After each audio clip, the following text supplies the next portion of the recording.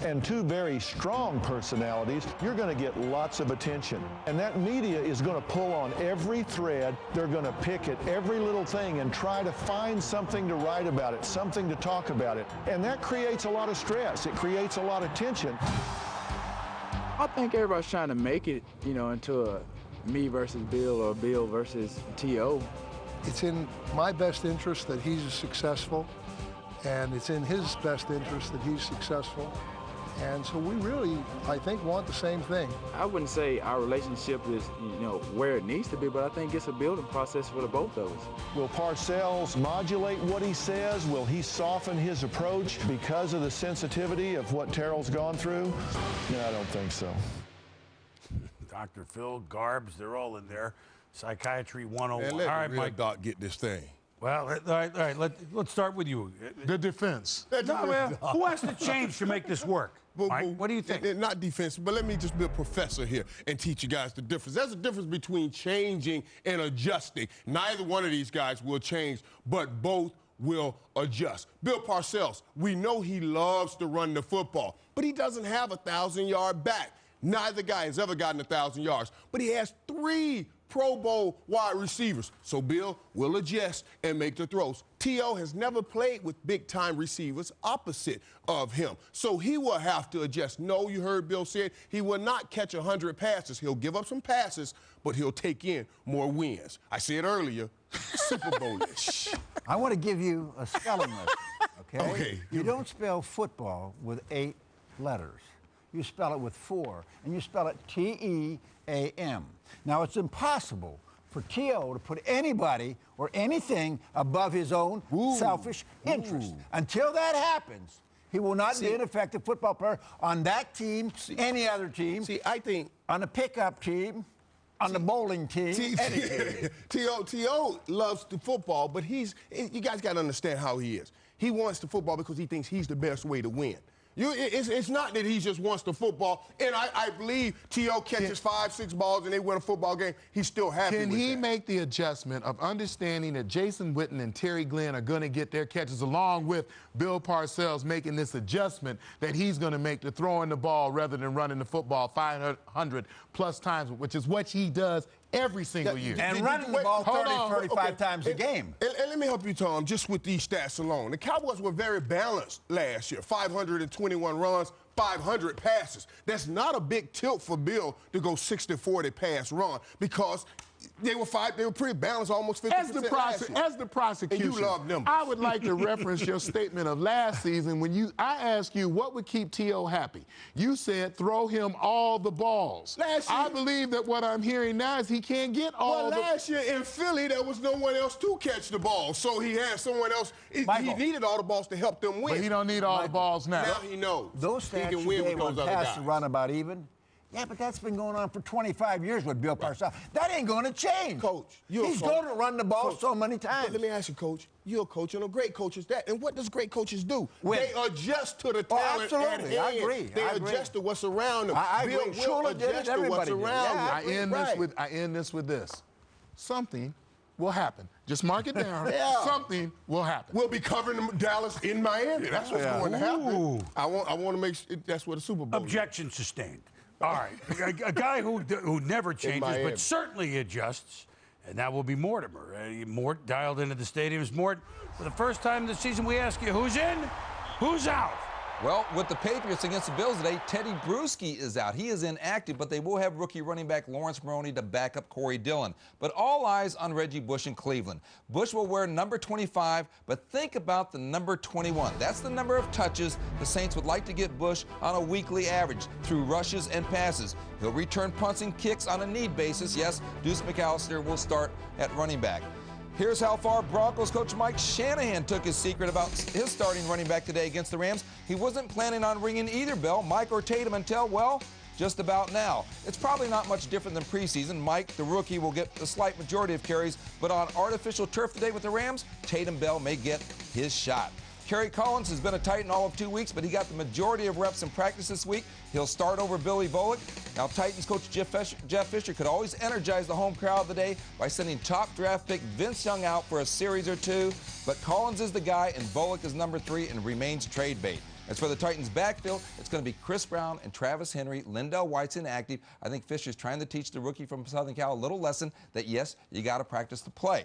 Now, fantasy footballers, pay attention. I'm sending it out to Ron Jaworski for start 'em, sit 'em. All right, Mort, thank you very much. And you've got to start Thomas Jones, the running back in Chicago. The foundation of the Bears is to run the football. Thomas Jones proved last year he can be the go-to guy for the Chicago Bears against a defense in Green Bay that hasn't played very well in the preseason. Now, you have to also start at quarterback with the Denver Broncos, Jake Plummer. That's right, folks. I said Jake Plummer. Jake now has a new wide receiver that will give him those explosive plays, Javon Walker, against a St. Louis defense that is a work in progress now with Jim Haslett. Now, as far as guys you want to sit, one of them is going to be Joseph Adai. Not that he won't eventually become a starter, but Dominic Rhodes will get the majority of touches, primarily because he knows the pass protection schemes. And also sit Jamal Lewis, the running back from the Baltimore Ravens. He comes off the preseason with a hip injury, going up against last season's #1 defense in the National Football League, the Tampa Bay Buccaneers. So there they are, right there, Boomer. Back to you. Jaws, you're a fantasy maven. Never thought I'd say it. Carson Palmer warming up. Here's Carson. Cincinnati at Kansas City, and the anticipation in the Queen City of Cincinnati at an all-time high because Carson Palmer is back. Well, Boomer, you say that, and it's so amazing because back in January when Carson Palmer was injured, speculation was the best case scenario was he might be back maybe by mid-October, and even then he wouldn't be 100%. So it is somewhat of a miracle that as he lines up to play the Kansas City Chiefs today, he's not only ready to play, but he's 100% ready to play. Palmer wants to throw it on second down. He's back, he airs it out. I let the ball go, and it's one of those ones where right when it leaves your hands, you know it's good. And you have Carson Palmer is down. Carson Palmer is wriggling around. It was kind of eerie for me because right when it happened, I knew my knee was done. Palmer being carted off. It is his left knee, and he was in great pain. Carson Palmer had torn the ACL and MCL in his left knee, potentially career-ending injuries. He underwent surgery 2 days later. I met with the doctor, met with therapists. They said, if all goes well, if you work out as hard as you can, if you do what we tell you to do, and you respond and heal quickly, then you'll be ready to roll in September. And so I basically took that as you're going to be able to play in September. Palmer underwent rehab sessions in California and Cincinnati. On May 1st, he was cleared to run. Get back over. Go back. Go back. Go back. Come on back. When he arrived at minicamp, his progress was ahead of schedule. I've been surprised at how quickly he was ready to come back and do everything. Because it was basically the middle of June and he's chomping at the bit, you know, like, I'm ready to do this. And I have to go ask, is he really ready? There's a scramble drill where he drops back and the pressure's coming, he rolls out. And he rolled out and took off down the field, about 25 yards at a full tilt, full sprint. That's when I knew, I said, you know what, that's 9 right there, he's back. I'm back and I'm on a mission. August 28th, less than 8 months after his injury, Palmer tested his knee in the Bengals' 3rd preseason game. Palmer has to get out and take off, and everybody's yelling at him to get down. When he went out there that first snap against Green Bay and he let that first ball go, all the demons came off his shoulders, and he was ready to go. Carson Palmer is holding nothing back. I didn't want to go out there and think about my knee. I didn't want to go out there and be 97%, 98%. I wanted to go out there and worry about what coverage it is, worry about what blitz they're bringing, worry about what play we need to get into. To step and throw, and when you throw, that leg kind of straightens out. Was that one of the more difficult things to do? That was definitely a big mental hurdle for me to get over. Being vulnerable with your leg completely straight, all your weight on the leg, and knowing people are falling in front of you, rolling around in front of you, it took me a while. So if I'm a lineman and I come rolling in now, you're not thinking about that at all. No, if you hit it, hopefully you just bounce right off, and hopefully I'll have completed the ball and move on. Carson Palmer is down, and he is withering in pain. Carson says he's not worrying about the knee, but you're his teammate, so are you worried? In a sense, yes, but not in the sense to where it's going to get in the way of what we have to do. Carson's health is in one man's hands, and can't nobody do it, and that's that man up there. I don't think part of that man's plan is to have Carson on that sideline again.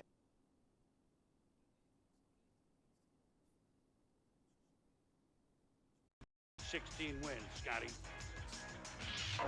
Boom, thanks very much. And you compare the quarterbacks, and the key on third down, and Johnson was good.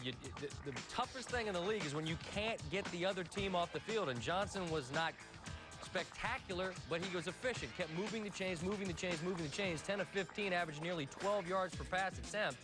And after the game, after Johnson outdueled Brunell and the Vikings outdueled the Redskins, Brad Childress was given a game ball. I feel tremendously humbled, you know, a little bit emotional after the game, but I'm just happy for those guys, most of all in the locker room. They put in a lot of hard work, and there's a pretty good buy-in factor when you come up with a win. It was electrifying out there. I mean, it was something special in warm-ups and the whole game. It was loud. Playing here is a hostile environment, and they have a great team. And fortunate for us, we came out with with a win there in the end. Kind of back and forth. We probably had a chance to win it in a number of places, and they eventually made the play to win the game for us. So I felt like we gave ourselves a chance. Our guys kept fighting, but you know, it was they made the last play, the one that counted. Clinton's Portis spent his week downplaying his chances of being ready to start, said you'll see 2-6 for Dallas. Well, he played in this one after dislocating his shoulder on August 13th in a preseason game. Afterwards, he explained the emotions and the feelings after being back on the field. You know, I didn't know if they was going to let me play tonight or not, but having the opportunity to go on the field, once the adrenaline started going and the crowd get into the game, you know, the little pain or whatever, you know, go away. After that first play, I felt good. You know, I think just running into the line back on the first gut I got to test it out to see how I was going to hold up. It gave me a great opportunity that I was feeling okay, and I think Coach them saw that and called my number a little more than I thought they would. Just a fashion observation, Sean Merriman, Portis, and I believe Chad Johnson all rocking the Frohawks early on in the season. We'll keep an eye on that. Keep an eye on the Redskins on the ground. 103 yards as a team, but 38 of those came on 2 carries, 23 on an attempt by Santana Moss. Portis averaged 22 carries, 95 yards a game. Last season held considerably under that. Liddell Betts under 3 yards per carry. T.J. Duckett, the new running back, did not play. All right, is pick up a pass-catching version of Larry Brown, or did New England just trade the next Lynn Swann? Only history will tell, but Deion Branch's Patriot days are history. Former Super Bowl MVP shipped to Seattle for a 2007 first-round pick. Last time Seattle gave up a 1 to get someone, 5 years ago, and they landed quarterback Matt Hasselbeck. Branch was holding out for a new deal. Seattle will oblige. Branch had coming off a career year last season, 78 catches, 998 yards, 5 touchdowns. Hawks coach Mike Holmgren unsure when Branch will be ready to go. Richard Seymour sorry to see his former teammate gone. I'm happy for him to, you know, get a new contract and be back out on the football field, you know, playing football. So in that regard, you know, I'm very happy for him. But I guess, you know, in my own, you know, selfish reasons, I want him in a Patriot uniform.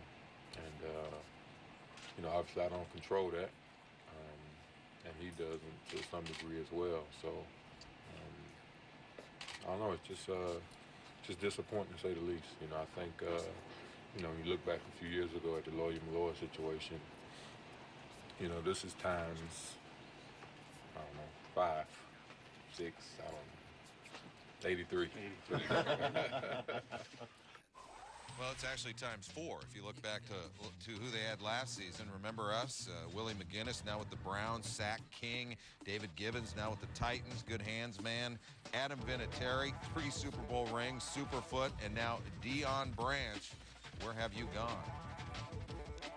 For some more perspective now on this trade, we welcome in Sean Salisbury. And Sean, the New England organization has taken a bunch of hits, and now you look at the wide receivers that have moved on. David Gibbons, a career high in receptions last year. He's in Tennessee. Now Branch, a career high in receptions last year, moves on to Seattle. At what point do they finally have an impact on the offense, and particularly Brady? Scott, you make a great point. Doesn't there have to be a point of diminishing returns? I guess so. There's no question about it. And you look at the impact it has on the New England Patriots, is you can only go to the tight end and throw the ball to Kevin Falk so many times. You've got an MVP-type player in Tom Brady. But last week against Buffalo, this past weekend, you can eventually squeeze, and if you're any kind of defense at all, I can take your best player away. That being said, we saw them run the ball a little bit better, which they're going to need to. But with Graham and Ben Watson, you can't continue to just rely on the tight end because things like this happen. You must have a game breaker wide receiver. And so, Scott, it gets to the point, as good as the Patriots organization has been, when do you got to get Brady some more help to where he doesn't have to carry a full franchise on his back, which he's doing offensively right now? You saw the Moreeeee and Dillon two-headed monster. It might be a heavy dose of that running the ball from 40 times, from baby. Belichick. Yep. On the other side of this, now Seattle, a team that went to the Super Bowl last year, gets a former Super Bowl MVP to go along with Bobby Ingram and Darrell Jackson.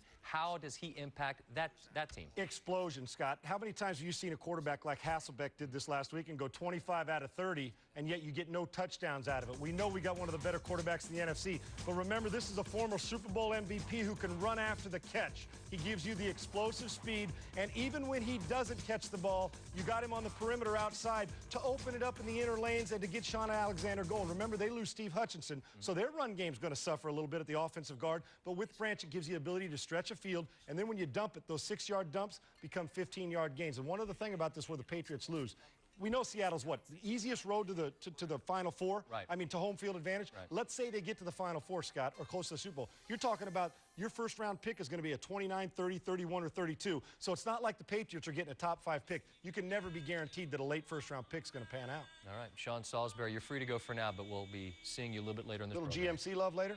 If you'll do it. I'll be here. Outstanding.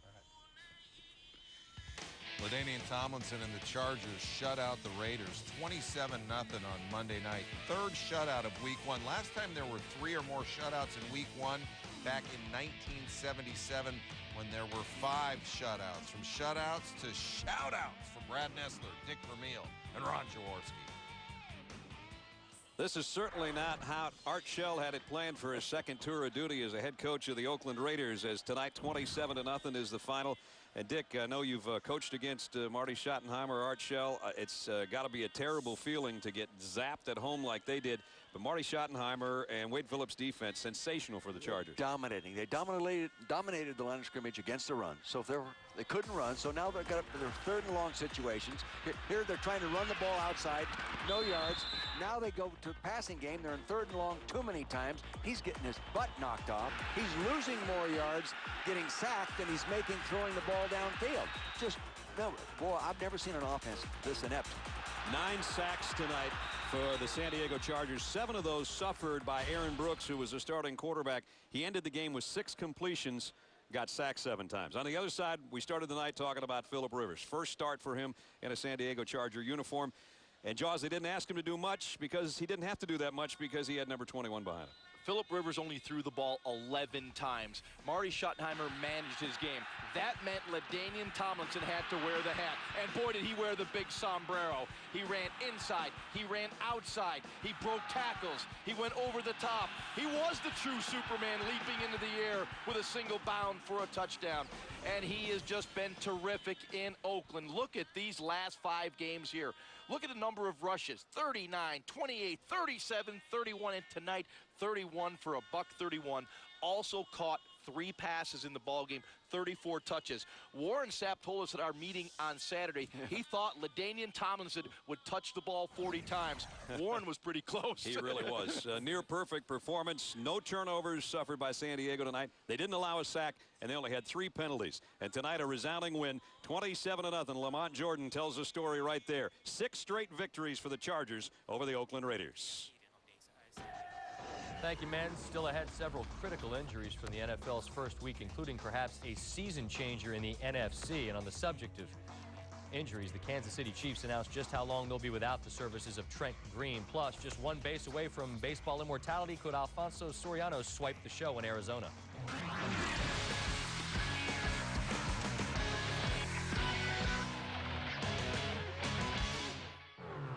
Kansas City says Trent Green is questionable for this week's game at Denver. ESPN's Chris Mortensen reporting the Chiefs quarterback will miss at least the team's next 2 games, even with KC having a bye after its Denver game. Green knocked out of Week 1's loss to the Bengals in the 3rd quarter. He has started 81 consecutive NFL games. Here's Bob Holtzman on why 82 is in serious doubt. Chiefs quarterback Trent Green will remain in the hospital until at least Tuesday with a severe concussion and what's described as a king-sized headache. I was with him in the hospital this morning, and although he was certainly very alert and awake and wanted to talk about the football game, I knew that he was hurting. Team president Carl Peterson says he and his staff have reviewed all angles of the hit, both from the TV broadcast and the coaches' tapes, and have already discussed it with the league office. I think it was a late hit. I think it was obviously a very vicious hit, and one that unfortunately Trent Green and the Kansas City Chiefs are paying a price for. It doesn't look like he was even looking at me. I think he was looking at one of the DBs, and he didn't really see me, I don't believe. And you know, I was just playing ball, and I left my feet. They said I got pushed into him. It wasn't a cheap shot. You know, it was something I think Eddie was trying to get a block downfield and kind of pushed him into Trent, and he didn't hit him with his helmet, so it wasn't a cheap shot. Peterson says the Chiefs are not looking to add a quarterback, and there's no reason to think Green won't be back sometime fairly soon. For now, the Chiefs will go with Damon Heward, who hasn't started a game in 6 years, and backups Brody Croyle and Casey Printers, neither of whom has taken a regular season NFL snap. In Kansas City, Bob Holtzman, ESPN. Well, the Chiefs say they aren't looking for quarterback help, but you heard Bob say it. They're looking at Heward making his first NFL start in nearly 6 years. Former Washington Husky went 12 for 20, 140 yards and a score Sunday. He was sacked 4 times. In his 10-year NFL career, Heward has won 5 of his 6 starts. Hot, quick hits. Green Bay signing receiver Corn Robinson, who's battled alcohol problems during his career. Pack signing the former Viking Pro Bowler, who was cut after a drunk driving charge. Lito Shepherd, probably be a spectator for the Eagles in their game Sunday against the Giants. All-pro corner, injuring an ankle in Philadelphia's win at Houston. Joe Jaravicius, expected to miss at least a month of games, if not longer. The Browns receiver suffering broken ribs in the first quarter of the season-opening loss to the Saints. The Rams with a big win against the Broncos, but a huge loss with center Andy McCollum out for the season. Ligament damage in a knee. He'd made 156 consecutive starts, and Jacksonville's celebration against Dallas tempered by the loss of Reggie Hayward, team sack leader from last season, gone for the season. Ruptured an Achilles tendon. Hey, now on ESPN.com, Michael Smith writing, the Jags, hungry for respect, sent a message to the critics with that win over the Cowboys. SportsCenter rolls on. Anibal Sanchez making his first start since throwing a no-no. Would he get enough support against the Mets? Well, depends on if he can make 16 runs stand up. And some folks in the newsroom grumbling that week 1 of the NFL wasn't that great. We've reviewed the tape, and that doesn't appear to be the case at all. If he gets a couple of blocks, he's gone. Devin Hester, the rookie from Miami. Touchdown. Hello there. Coming up on the San Diego, it's the entire AFC West not doing well. Aaron Brooks in this game, his numbers 6 of 14, 68 yards. I'm guessing that's not a QB rating of 100. What did you see in him that showed a complete lack of getting it done? Well, the first thing I saw, what Aaron Brooks does well is when he has time, he throws the ball deep. He can do that, but he didn't have time. They try to throw the ball deep. I just think you can't hold on to the football that long. Watch it drop. That is 7 steps. Now, the protection was terrible because if it took him 2 seconds to drop 7 steps, they didn't even block for 2 seconds, Stu. So you can't blame him for everything. The offensive line deserves the most of the blame for what happened out there tonight. Believe me, they were horrible. Aaron Brooks' quarterback rating in the game, 58. Not great. A big part of that, you mentioned it during the highlight, Sean Merriman, he had 3 sacks by himself. What makes this beast of a man so effective? He wants it. Here's a guy that goes on the football field. He wants it. He wants to make something happen. Watch him. He's having fun out there. He's putting pressure on these guys. And even when they block him, he turns the quarterback into somebody else to get him. Castillo or one of these guys is going to get him. This guy plays the game the way you like to see people play it. Stu, he's having fun. He's like a kid in a candy store. You can't beat that. He's been in the Pro Bowl. If he keeps having games like this, he's going again after the game. Super Bowl. To the Super Bowl and the Pro Bowl. After the game, Sean Merriman hooked up with Bonnie Bernstein. The Raiders were hoping this team would have a turnaround, new coach, new quarterback. How did you hold them to under 100 yards? We came out here ready tonight. We scouted them all weekend. I think the defense played really well. You have to give all the credit to the DBs back there. They held them off so we can get the sacks up front. How much better you think this front seven is than last year? We're a lot better because we realized some of the mistakes we made last year, and we want to become number one. I mean, we want to be number one in the league, and we want to go out and prove it. How much did you have the chance to watch your quarterback there when you were sitting on the bench? Got a lot of chance. I mean, we're behind him 110%. We think he can go out there and get it done for us, and he's going to keep getting better each and every week. Sean, thanks. All right, thank you. All right. This was the third shutout in week one. The last time that there were 3 or more shutouts in week one of an NFL season, 1977. I was a young man then. You're still a young man, Coach. You're still a young man. He's like 32 years young or something like that. It was all San Diego in Oakland's hometown. Phillip Rivers gets his first NFL touchdown pass of the season. LaDainian Tomlinson turned to me and said afterwards, now we're having fun. All right, you get 9s, you split them, 2 9s? Depends on what if it's against the 6. Okay, well, the Raiders split. Then they got another 9. So they've got a lot out there, and it's bust for the Raiders. 9 sacks, 9 first downs, 9 punts. Chargers shut out Oakland for the first time since 1961. Also had 7 penalties. Randy Moss, 4 catches, 47 yards. Raiders averaged 1.5 yards per pass attempt. His pitch. Monday night openers have not always been too kind to Joe Gibbs. They opened up with the Vikings. Clinton Portis didn't start but did play. Southeast Jerome gets wide and takes it into the paint. Redskins had a 10-6 lead, but in the third quarter, the Vikings down 13-9. Former Redskin pump and go. Brad Johnson, Marcus Robinson, that's 6. Vikings now on top. Johnson was going berserk. Fourth quarter, less than 3 to go. We're tied at 16. 3rd and 9 for the Vikings. They're on 48. Key play here. Troy Williamson, first down. Sean Taylor, one of a number of big penalties. A 15-yard face mask keeps the drive alive. Ryan Longwell, former Packer. How much is he going to enjoy kicking indoors instead of the frozen tundra? Well, here he gives the Vikes the lead. Ensuing drive. Redskins first down at their own 39. Santana Moss, he made play after play for this team a year ago. Remember how big he came up on a Monday night in Dallas? We'll get a chance, will the Redskins, to tie it. John Hall from 48 yards. Duck hook. Vikings win 19-16. We send it now to D.C. with Mike Tirico with 2 men who certainly know D.C. very well. Well, Brad Johnson has had return games in his career when he went back to Minnesota, went back to Tampa Bay, now comes back to Washington, and the former Super Bowl winner walks out with an opening night win. How dare you get rid of me? That's basically what he said. I thought he was flawless tonight. His decision process, where he threw the football, the way he threw the football, everything he did. Got it out of his hands quickly, saw the entire field, and that's the thing that makes Brad Johnson so special. He can find that one-on-one weakness and get the ball out exactly where he wants to.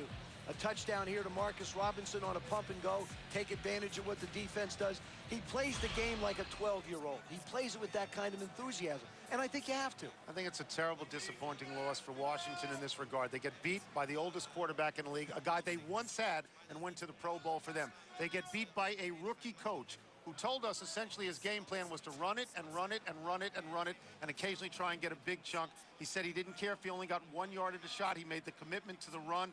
And Brad Childress came in here and won that game against a team that pays an awful lot more money to offensive and defensive coordinators than he does. So what you read, after one game, you can't make these broad pronouncements on what teams are for the season, but maybe Minnesota is better than some people thought. Not you, though. No, remember the first preseason game we did, I said I believe the Minnesota Vikings can be a playoff team. Their defense will get better. We didn't talk a lot about Mike Tomlin, their defensive coordinator, but he certainly did an outstanding job against a Redskin offense for the second half that was back to what it was a year ago, inept. 34-year-old defensive coordinator, new defense, the Tampa 2 system worked pretty well for them tonight. This is why I say Joe knows everything. I thought the Redskins were going to come in here and pound them tonight. I really did. I thought it's set up so that they would take that 0-4 preseason record, and as they told everybody in town, forget that. You haven't seen what we can do. People believe that, but it was not there at all. And now Sean Taylor's penalties late in the game really hurt them. And now Washington and Dallas meet in Dallas on Sunday. Both teams coming off disappointing opening losses. Well, the Buccaneers blanked at home Sunday by the Ravens, 27-0. First time the Bucs have been shut out at home in 10 years. John Gruden's club with a Raider-esque 142 yards of total offense. But would Coach put any blame on himself after the loss? Yeah, I think the entire football game is your responsibility. So you get beat like that, you know, hell's bells. You know, you didn't do a very good job, okay, to say the least. And I'm not going to sit here and assess blame upon myself publicly. I get enough of that when I'm walking out to my car, okay? I didn't like it one damn bit yesterday. You know what I mean? I got a lot of pride in what we do here. We work extremely hard. And to go out there and to get defeated soundly at home is enough to make me sick. But I got a lot of respect for these fans that pay good money to come in here and watch their Buccaneers. And to send them home like we did yesterday is something that makes me sick and humiliated. And it eagers me to get back to work here because there's work to be done. Bill Parcells said he'd have to look at the tape before commenting in detail on Drew Bledsoe's performance at Jacksonville, but he did say he was not considering benching his starting quarterback for Tony Romo. What's he saying now? We can't afford turnovers, particularly in the other end, so that's something that we've got to work on and not have, because that's the difference. Those kinds of things, along with others, the difference between winning and losing. And those turnovers hurt us yesterday very badly. Are you reluctant to change quarterbacks during seasons? Well, I don't think that should be a consideration right now, do you? When you say yet or right now, though, it lends itself to... Well, no, I told you I was getting ready, Romo ready to play. So don't make anything out of this, because Bledsoe's starting next Sunday. That's it. Now, we'll see what goes on from there. But I told you I was getting Romo ready to play, and at some point in time, I'm hopeful we'll be able to play him this year. Now, I don't know when, where, or under what circumstances. But that shouldn't be the story for today, because it's a non-story. Dallas hosting Washington this Sunday. Cowboys went into a cocoon after the first quarter this past Sunday. Outscored 24-7 over the final three quarters. Bledsoe's passer rating went from over 92 in the first quarter to under 44 over the final three quarters. Bunch of numbers here, so bear with me. There are only 4 men with at least 10 top 5 finishes on the Nextel circuit this season, and Tony Stewart is one of them. But No Cal, SoCal, second half of ESPN's Monday Night Football doubleheader. Raiders, Chargers. Randy Moss said it's crazy around here early in the week. Just wait. Phillip Rivers making his first NFL start. You know who had riding shotgun for him? LaDainian Tomlinson. That makes for a smooth ride. First quarter, second Chargers possession. They're up 3-0, and Hal Hunter's offensive line just dominated the Raiders' defensive line early. 58 yards for Tomlinson right there. He had 87 yards in the first quarter. 4th and goal, second quarter. Chargers go for it. Why not? They had Tomlinson, who ended up with 31 carries, 131 yards. Chargers scored on their first 3 possessions. Aaron Brooks sacked by Sean Merriman right there on a 3rd and 17. Raiders 45 total yards, sacked 4 times in the first half. Third quarter, more Merriman. And you know why he's so good? Because he went to the University of Maryland. And he has a fro hop.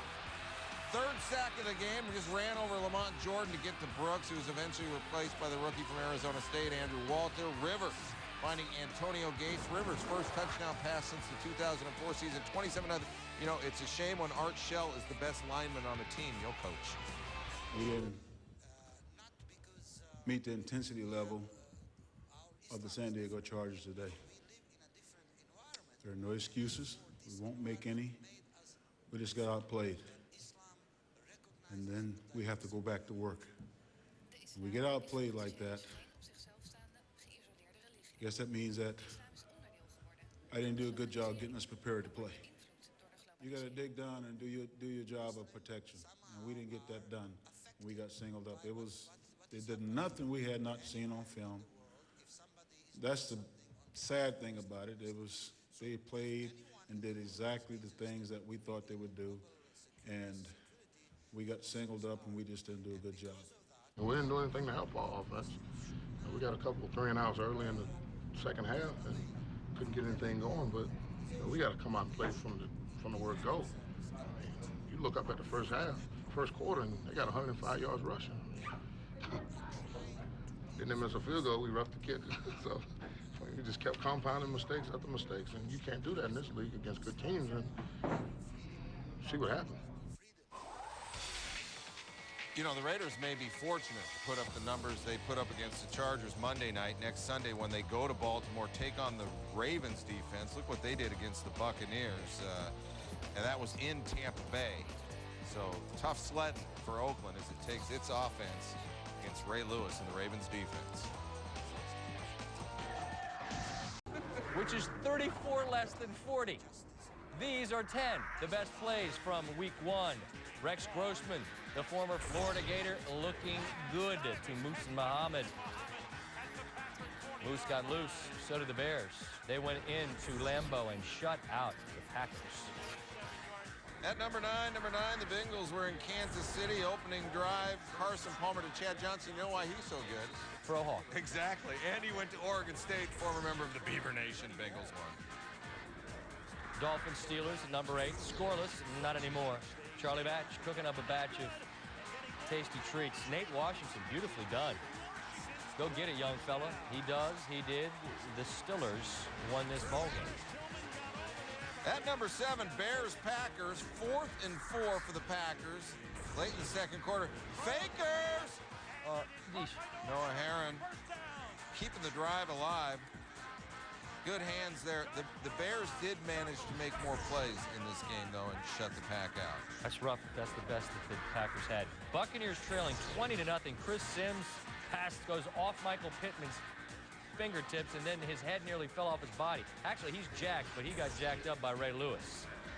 Monday Night Football on ESPN at number 5, and this one had us going, oh, in the newsroom. Yes, it was Sean Taylor. And then watch Colin Leffler. Okay, that was good, but this is better. Carlos Rogers and then Ronyo Whitaker. Ooh. Can we see that again, please?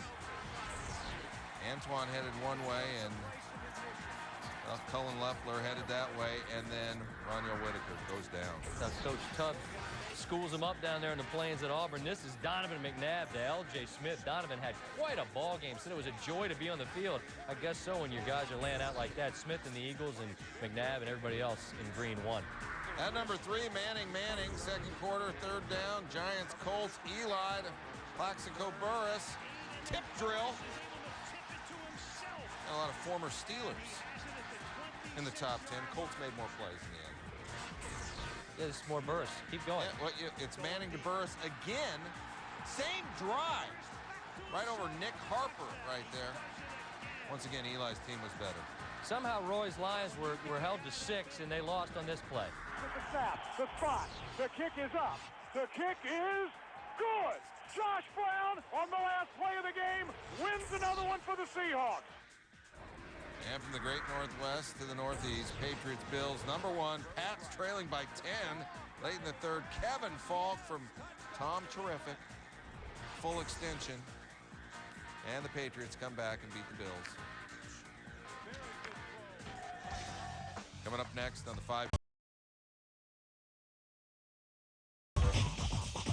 The following is a live presentation of Orbit ESPN. Peppers with the block, and it goes there, and then Marshall gets the flip. I mean, it's a good call, but it's Vikings ball. It's 10-6.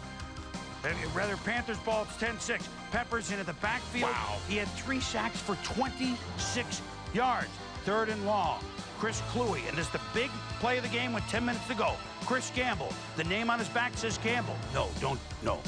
Oh, no! It's a lateral to Richard Marshall, but Jason Glenn falls on it for the Minnesota Vikings. Take another look and spins, and maybe the ref got in the way. Certainly wasn't a good throw. But you could see it was a call play from the sideline. This was a planned play at this point in the game. So Brad Childress says, okay, they gambled and lost on special teams. How about us? The flip by Cluey to kicker Ryan Longwell. It's no field goal. It's a touchdown despite who else? Julius Peppers almost making the tackle.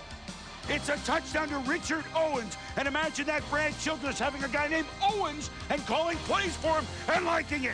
Play AT is good. We're tied at 13-0. We go to overtime. Daylight come. He had to Delhomme. Napoleon Harris. Ball loose. Darian Scott has it for the Vikes. In overtime, the refs, it's a booth review, and it's almost tuck rule. Actually, it's incomplete. Looks very similar to the tuck rule, but you can see his arm came slightly forward. Look, it's referee made a decision. Call overturned. So the Vikings thought they had a chance to put this thing away, but they still get the ball eventually. Brad Johnson to Troy Williamson. Good speed. 30-yard gain into Panthers territory. And look at Brad Johnson hanging. Who else? Wow. Julius Peppers. Unbelievable. Chester Taylor. And you're going to run behind the left guard, Steve Hutchinson, the center, Matt Burke, and the left tackle, Brian McKinney. And it's a huge run of 33 yards inside the 5 because the face mask penalty tacks on more yards to gamble. Yeah, not a major face mask, but the 5-yard variety. Now, they ran it twice. They kick a field goal on 3rd down, but the Vikings, the Minnesota Vikings, who finished so strong last year, 7-2 down the stretch after their horrible start. They're 2-0 for new coach Brad Childress, winning in overtime over the Panthers, who all of a sudden find themselves at 0-2 despite the heroics of Julius Peppers. Now, the Saints. Well, the one team that's not going to contend in this division is the New Orleans Saints. They go into Green Bay, where Brett Favre was shut out for the first time in his career last week against the Bears. Favre says enough of this to Greg Jennings, 22-yard touchdown, and the Packers led 13-0. And haven't seen that face on Brett Favre nearly enough this season. But you're going to see another face. Drew Brees to Devery Henderson, 12 yards. After the play, Ahmad Carroll gets a cramp in his leg, and so Sean Payton and his staff notice it. Very smart. We're going to go after a guy. We see that he's got a little bit of a hitch in his giddy-up. Drew Brees going to go back. You saw where Carroll was. Henderson going to be wide open over the top. It's an easy score. It was a Christmas carol for Brees and Henderson. It's 14-13, the Saints. 1st and goal, Brett Favre. But here come the Saints, and bang! It's in the air, and Omar Stoudemire, with the Packers looking to regain the lead, makes an interception, the only pick of the day on Favre, who threw over 50 passes. Saints lead 17-13. Drew Brees, Reggie Bush, gets to the outside, and then takes a little leap. 23 yards down the sideline. They get a field goal, 20-13. John Carney still kicking them for the Saints. Now, 3rd and 8 pack, 3rd quarter, Brett Favre to Donald Duke, and the driver caught 8 for 153, and that was right on the money, which now, same drive, but with the 4th quarter, Tom, 3rd and goal, Favre to Robert Ferguson, and we're tied at 20. Certainly, the